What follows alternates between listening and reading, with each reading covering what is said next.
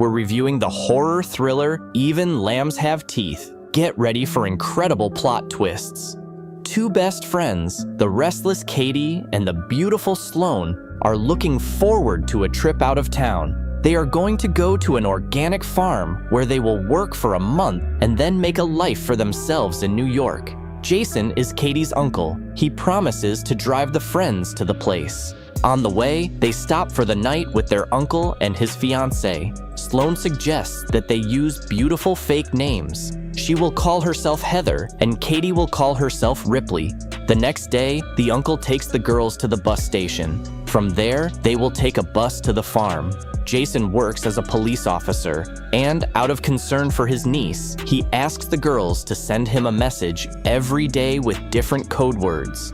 The first of these words is apple. The bus is due to arrive in an hour, so the girls decide to wait in a cafe. Two local guys notice the beauties and sit down at their table. The guys tell them that they are brothers and their names are Jed and Lucas. At the same time, the girls introduce themselves with fake names. The brothers offer to take their new friends to the farm. Katie refuses at first, but Sloane persuades her to agree. The friends get in the car, but the boys suddenly drive past the turnoff to the farm and stop only at their house. The girls are very tense, but when they see the brothers' elderly mother, they relax and agree to drink tea. After that, they are promised a ride to the farm.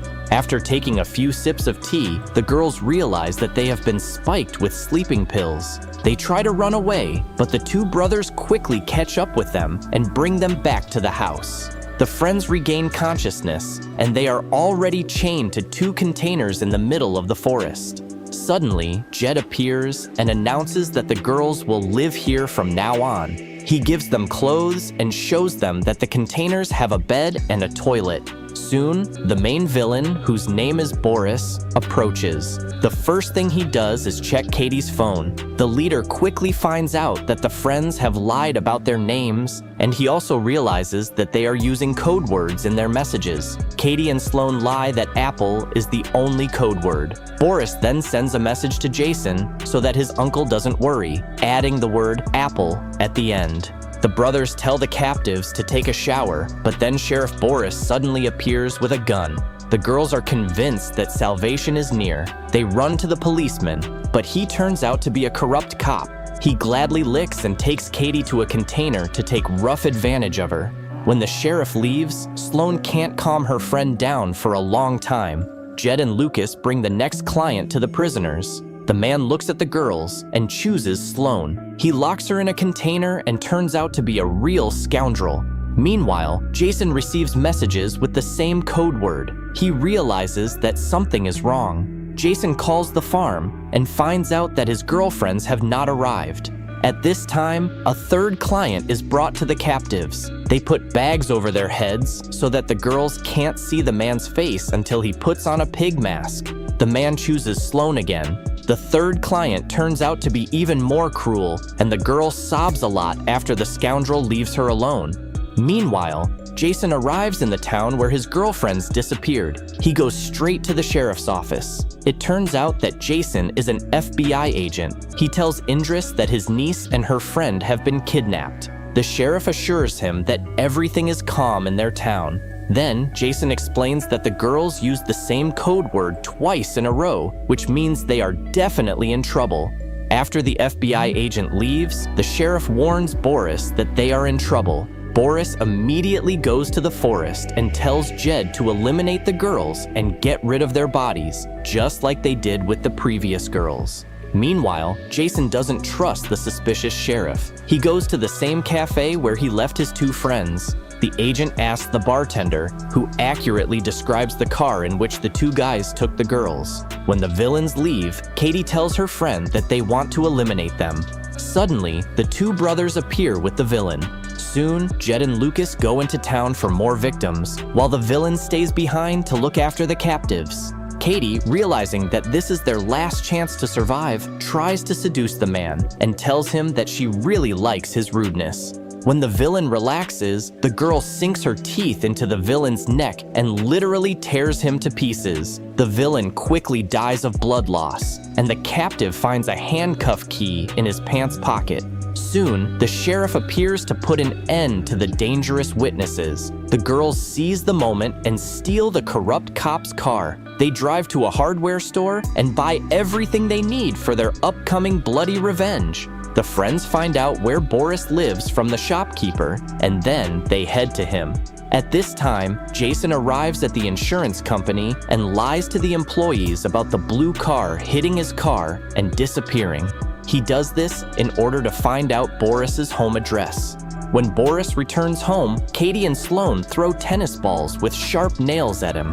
The girls tie the scoundrel up and are going to take revenge for his humiliation. Boris is crying and begging for his life. He tells his girlfriends where he hides a large sum of money and a gun. The girls demand to reveal the identity of the scoundrel in the pig mask and then take a homemade hell device, shove it into Boris with all their might. When Jason breaks into the house, he sees Boris dying. The two friends are long gone. The agent takes the wounded Boris to the hospital, but he dies from blood loss and internal injuries. The sheriff soon informs Jason about this. Then, the uncle calls his niece once again. Boris points his weapon at him, realizing that he has foolishly revealed his crime. Katie and Sloane stop at a church and see a familiar cross tattoo on his arm. They realize that the masked man is the town priest. When he finishes his work, Sloane takes a bat and enters the church. The girls get into a pickup truck and drive somewhere for a long time. When they get out of the car, we see that the pastor has been tied to the back of the car all this time. The girlfriends pour gasoline on the bastard, set him on fire, and drive away. The sheriff grabs Jason and drags him to his house. His employees also found him 2 new girls to play the role of his next victims. Boris is about to kill the FBI agent, but fortunately, Katie and Sloane show up during this. They tie up the corrupt cop and offer him to play Russian roulette. The girls take turns spinning the revolver drum until finally Katie eliminates the sheriff with a shot to the head. The friends free the new prisoners and ask them to untie Jason. They are very grateful to the girls and do not reveal the girls' identities. Katie and Sloane quietly enter the house of the 2 brothers and drug their mother with sleeping pills. When the woman wakes up in the basement, the girls kill Jed in cold blood right before her eyes. Then they take the mother to the tied-up Lucas. The friends untie the boy, hand him a bat, and tell him to kill his mother, otherwise they threaten to shoot the scoundrel. When Lucas refuses, the girls eliminate him and put the gun in his hand to make it look like an accident. The woman confesses where she is hiding the money and asks them not to touch her, but Katie grabs the lawnmower and introduces it to the woman's head. Soon, the girls return home. They spend a long time thinking about what happened to them during that unfortunate trip.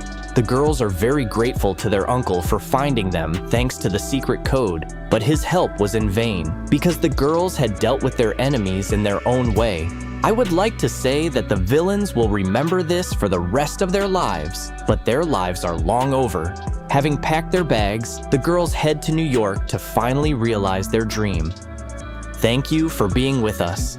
Subscribe to the channel, like us, and be sure to click on the bell to stay up to date with our new videos.